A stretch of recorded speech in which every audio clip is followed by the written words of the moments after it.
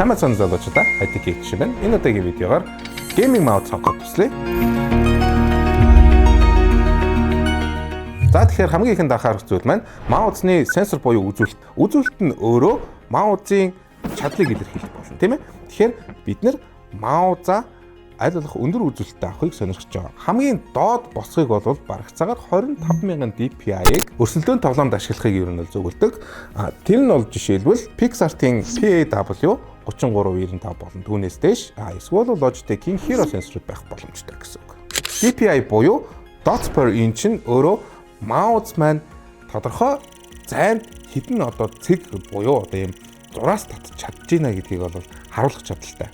За энэ бол хулганы хамгийн том үзүүлэлт нь. Тэрнээс гадна мэдээж polling rate байгаа, мөн CPI гэж байгаа, мөн маусны өндрийг тааруулдаг тийм сенсорууд бас байдаг гэсэн үг.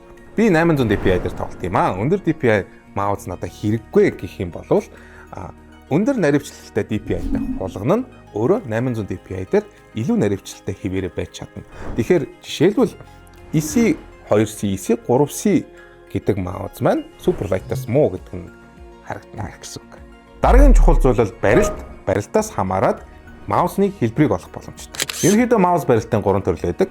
Claw, fingertip, palm. Заавал энэ 3 төрөлд хуваагдах шаардлагагүй холимог барилттай байж болно. Барилтнаас хамаарат хулганы том жижиг хэсэг жишээлбэл claw байх юм бол жижиг хулган сонирхдаг. Palm байх юм бол том хулган сонирхдаг.